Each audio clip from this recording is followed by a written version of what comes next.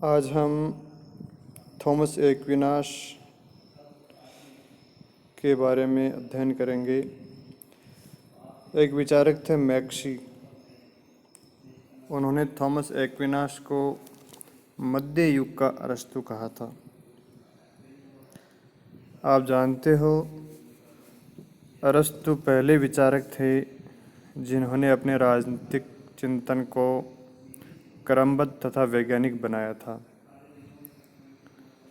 लेकिन उनका चिंतन कई वर्षों तक अछूता रहा। किसी भी विचारक ने उनके राजनीतिक चिंतन को आधार नहीं बनाया। एक अन्य विचारक थे टॉमस एक्विनास, जो एक ईसाई धर्मशास्त्री थे। उन्होंने नेपल्स में अपने अध्ययन काल में सर्वप्रथम टॉमस एक्विनास अरस्तु के ग्रंथों से परिचित हुए और अरस्तु के विचारों को अपने राजनीतिक चिंतन का प्रमुख आधार उन्होंने बनाया और अरस्तु के विचारों को ईसाई धर्म की पृष्ठभूमि में उन्होंने विकसित किए। इसलिए उन्हें ईसाई अरस्तु भी कहा जाता है, क्योंकि किसी अन्य विचारक ने अरस्तु के विचारों को अपने राजनीतिक चिंतन में इतना स्थान प्रदान नहीं किया जितना टॉमस एक्विनास ने किया था। टॉमस एक्विनास को मध्य युग का अरस्तु क्यों कहा जाता है, इसके निम्नलिखित कारण हैं जिनको हम एक एक करके देखेंगे। पहला, टॉमस एक्विनास ने ईसाई धर्म प्रेरित राजनीतिक दर्शन और अरस्तु के धर्मनिरपेक्ष विचार दर्शन के मध्य एक सेतु निर्माण करने का कार्य किया। मध्ययुगीन जो धर्म में जकड़ी हुई राजनीतिक चिंतन प्रणाली को उन्होंने परिवर्तित किया और अपने चिंतन में वैज्ञानिकता को प्रवेश दिया था। एक्विनास के प्रयासों से ही जो मध्ययुगीन चिंतन धार्मिक बंधनों में जकड़ा हुआ था, उनको पुनः विज्ञान के दायरे में प्रवेश कराया और साथ ही चिंतन को वो स्थान दोबारा प्राप्त करने में मदद की जो किसी समय अरस्तु के समय राजनीतिक चिंतन का था। दूसरा, एक्विनास ने अरस्तु की विवेकवादी धारणा को भी ग्रहण किया था।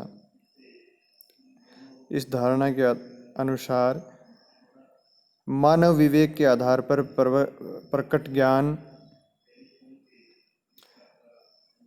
ईसाई धर्मशास्त्रों के विपरीत नहीं है, ये एक्विनास का कहना था। हाँ, दोनों में विरोधाभास हो सकता है, विचारों की भिन्नता हो सकती है, लेकिन मानव अपने विवेक के द्वारा जो भी ज्ञान ग्रहण किया है वो ईसाई धर्म की मान्यताओं के विपरीत नहीं है। तीसरा, ईसाई धर्म के विरुद्ध अरस्तु की मान्यता थी कि राज्य स्वाभाविक संगठन है और श्रेष्ठ जीवन के लक्ष्य के लिए आवश्यक है। राज्य के संबंध में एक्विनास भी इसी विचार से सहमत थे। उनका भी कहना था, राज्य व्यक्ति की पूर्ण प्राकृतिक आत्म अभिव्यक्ति की प्राप्ति का साधन है।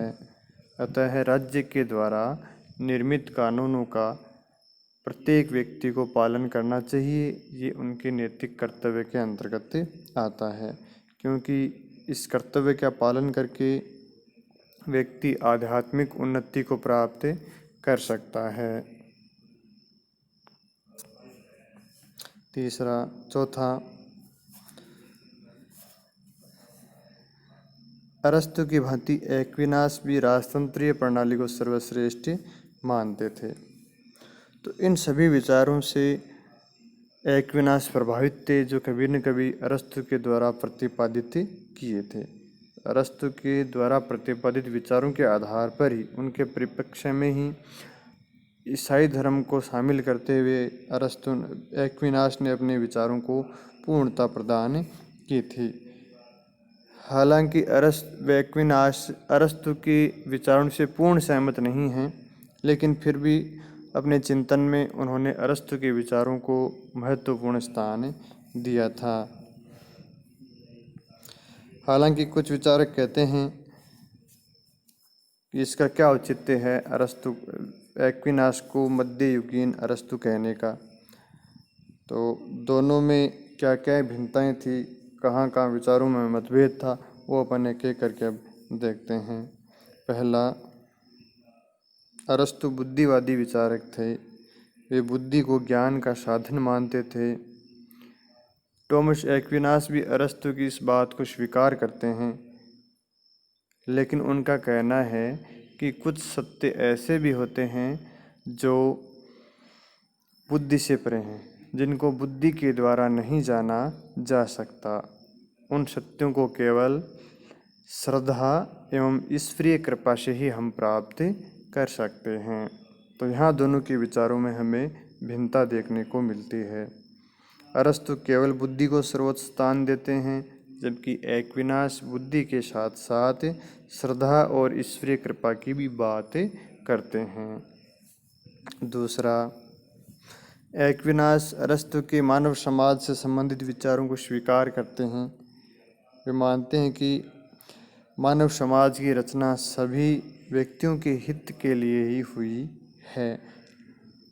एक्विनास इस विचार से सहमत होते हुए भी कहते हैं कि मानव समाज के साथ साथ दैवीय समाज का भी महत्वपूर्ण स्थान है।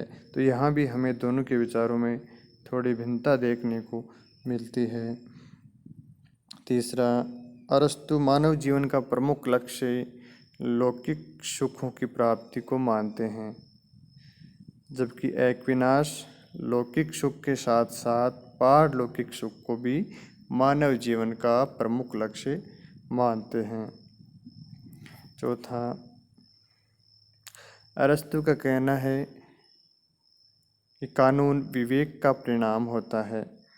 एक्विनास भी इस बात से सहमत हैं, लेकिन साथ में वो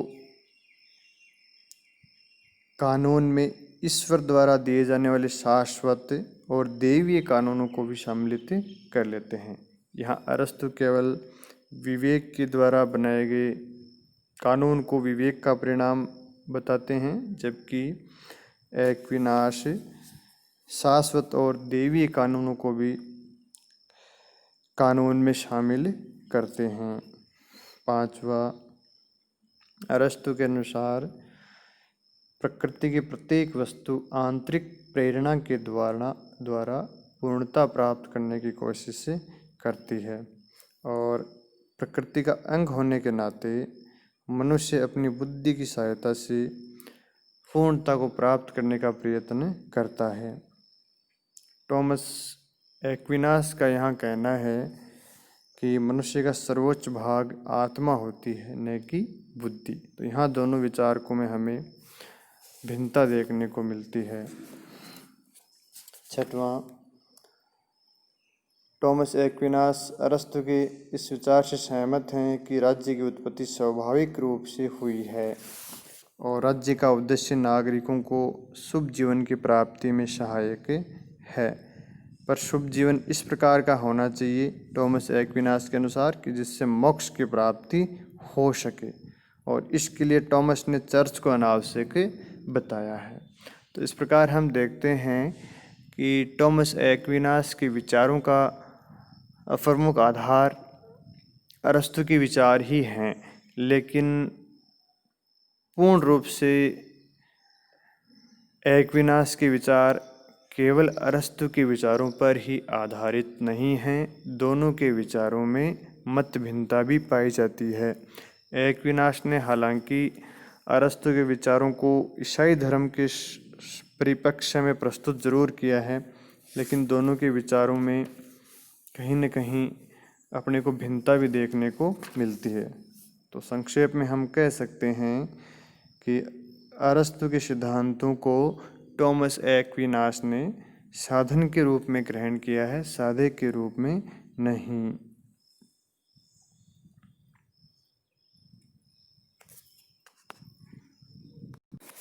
टॉमस एक्विनास को मध्य युग का